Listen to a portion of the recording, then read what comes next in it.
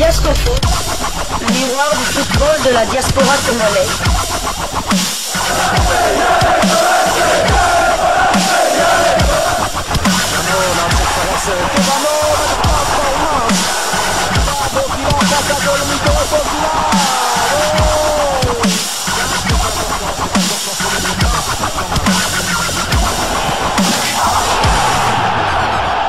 Diascofoot, le miroir du football de la diaspora congolaise. Vous êtes sur Diascofoot, le miroir du football de la diaspora congolaise. Diascofoot vous dit bonjour, tout le plaisir est pour nous de vous retrouver, mais surtout de savoir que vous êtes nombreux en train de suivre votre chaîne YouTube dédiée uniquement aux footballeurs de la diaspora congolaise. C'est l'heure de partager avec vous quelques news que nous avons pu récolter pour vous, des news concernant certains de nos internationaux ou des binationaux qui se sont illustrés dans leurs clubs respectifs, et cela dans le cadre de cette deuxième livraison sportive de ce samedi 13 juillet 2024, une livraison qui nous conduit du côté de l'Italie. Ça faisait un moment qu'on n'avait plus de ces nouvelles, hein, mais nous en avons, mais je ne sais pas s'il faut dire que s'il s'agit d'une bonne nouvelle ou de mauvaise nouvelle, ça dépendra de la vie de chacun d'entre vous, mais de mon point de vue, ce n'est pas une très bonne nouvelle en ce qui concerne sa carrière dans la tanière, mais peut-être pour sa carrière en club, pour une certaine continuité. Oui, en effet, Paolo Vanoli, l'entraîneur du FC Torino, ne compterait pas sur un international congolais de Sébastien Desabre. Il s'agit de Brian Baye. Et selon ce qu'a rapporté Sport Channel 214, pour Avellino, un club qui évoluera en 3e division italienne et qui pourrait perdre Manuel Riccardi sur le flanc, il y aurait un flashback pour le latéral droit congolais revenu à Turin après son prêt à Ascoli. Brian Baye, 24 ans, de retour dans son club, mais l'entraîneur du Torino, Paolo Vanoli, ne compterait pas sur lui pour la saison qui va débuter bientôt. Est-ce que cela va signer la fin de la carrière internationale, ou plutôt la mise en pause de cette carrière internationale avec Sébastien Desabre, quand on sait que le Léopard actuel continue à hausser son niveau avec l'arrivée des joueurs évoluant dans des grands championnats et dans des clubs de premier rang aussi, et Brian Baye, qui, même s'il retournait à Torino, ne serait pas assuré d'avoir l'une des deux places comme back à droit, tellement il y a de la concurrence. Et là, je ne parle même pas de la possible venue de Aaron Bissaka.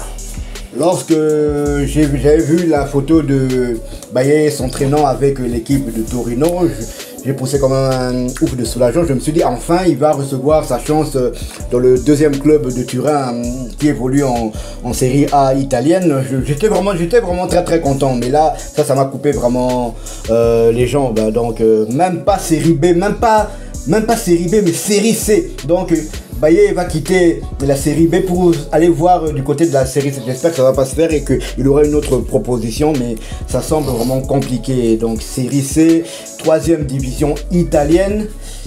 Aïe. Donc là, je peux parler de à court terme. À court terme, il peut mettre ses ambitions pour la tanière dans le placard. C'est vrai que je me souviens d'une publication de Baye lorsque Sébastien Desabre avait publié la liste des matchs des 3e et 4e journées des éliminatoires de la Coupe du Monde États-Unis, Mexique, Canada 2026.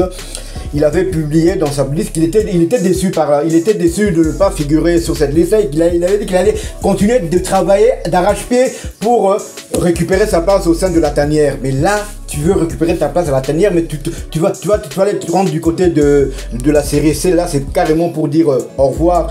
Quand je parle d'un au revoir, pas un adieu, un au revoir à l'équipe nationale. C'est vraiment dommage, mais bon. Si pour lui, il est d'accord pour ce choix-là, qui sommes-nous pour dire le contraire? Alors, bon, moi, je me dis que c'est pas très étonnant hein, que l'entraîneur du Torino FC, Paolo Vanoli, hein, ne puisse pas finalement l'insérer hein, dans son projet pour la saison prochaine. Déjà, lorsqu'un club de Série A, par exemple, prête un joueur dans un club de Série B, c'est pas un bon signe. Ça signifie qu'on veut le voir progresser. Mais est-ce qu'on peut dire que la saison dernière, Bryan Baye a progressé? Il n'était même pas titulaire indiscutable. Il n'était pas titulaire indiscutable. D'ailleurs, la première partie de saison, un peu quand même, mais la deuxième partie, juste après la CAN, là, c'était compliqué. Encore que lors de la CAN, c'était encore un remplaçant qui n'a joué qu'un seul match, et c'était le match de la 3e place contre les Bafana d'Afrique du Sud. Et dans ces conditions, le joueur se blesse.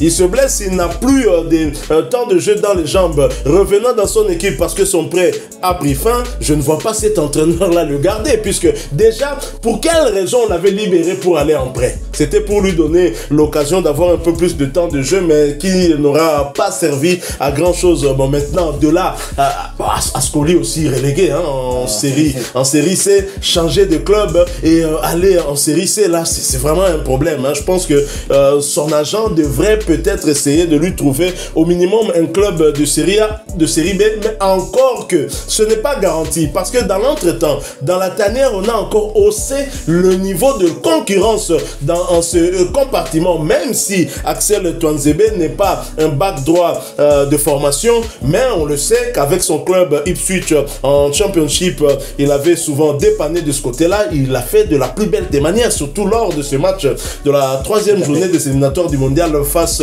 à un Nicolas Jackson tout feu tout flamme, hein, le Sénégalais qui était d'ailleurs auteur de la passe décisive sur le but sénégalais contre la RDC. Tuanzebe avait bien tenu les rangs, avait bien tenu Nicolas Jackson, et donc je me dis dans la tête de Sébastien Desabre, il ne voit pas Axel Tuanzebe comme défenseur axial, puisqu'il n'a pas de problème de ce côté-là. Il y a un joueur déjà comme Rocky Bouchiri qui n'a pas encore obtenu la moindre minute dans un match officiel, et donc Axel Tuanzebe restera en tout cas comme back droit. Donc là, ça devient vraiment compliqué. Et que dire si finalement Aaron Bissaka décidait de rejoindre enfin la tanière? Donc Bryan Baye peut dire déjà, bon, je ne vais pas dire adieu aussi, hein, parce qu'on ne sait jamais, il a 24 ans, et donc il a encore une marge de progression. Il peut toujours retourner dans la tanière, mais cela dépendra non seulement de ses performances, mais aussi hein, du niveau du championnat où il est en train d'évoluer. C'est vrai que ça sera chaud, ça sera vraiment chaud. Nous rappelons quand même que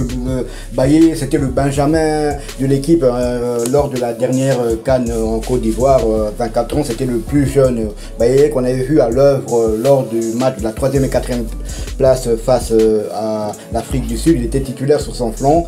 Offensivement, il avait quand même apporté un peu plus que Gédéon Kaloulou, mais il laissait quand même des boulevards sur son côté. Mais moi, j'aurais aimé quand même le revoir encore dans un autre match, pourquoi pas à la tanière. Mais s'il a peut-être fait le choix de Avellino, je me dis que c'est peut-être Avellino a peut-être des ambitions de remonter en série B. Il faut savoir que la série C italienne se répartit en 3 groupes.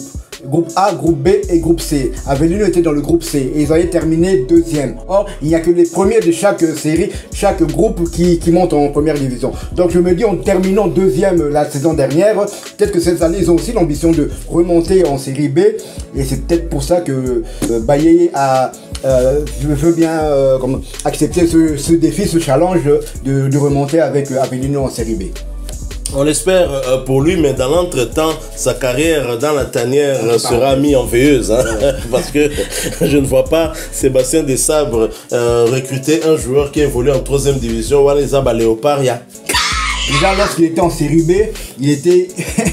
il jouait les faire valoir lors de la dernière CAN. Maintenant en série C. Donc avec en plus un joueur, un Tuanzebe qui vient d'arriver, peut-être un Aaron Bissaka qui va s'ajouter dans la liste. Donc ça devient vraiment très très compliqué. Et d'ailleurs, si un joueur comme Dieu merci Moukoko Amaledi Soso continuait à jouer dans le championnat marocain, je ne pense pas que Bryan Baye aurait joué la Coupe d'Afrique des Nations. Donc ça, c'était aussi un coup de chance quand même. Hein. Mais un jeune joueur, le plus jeune hein, dans la tanière des Loa, Léopard, nous sommes quand même un peu déçus, hein, que ce soit le plus jeune, alors que c'est l'espoir justement d'avoir un avenir radieux, un joueur qui a déjà intégré la tanière avec des joueurs expérimentés. Il va progresser, mais qu'il quitte encore la tanière, certes pour un moment, parce qu'on espère pour lui qu'il finira par trouver un bon point de chute, hein, un équilibre qui lui permettra justement, pourquoi pas, de retrouver cette tanière. C'est toujours intéressant d'avoir des jeunes joueurs comme Noah Sadiki qui va grandir avec la tanière et qui pourra accueillir d'autres jeunes joueurs aussi qui viendront pour constituer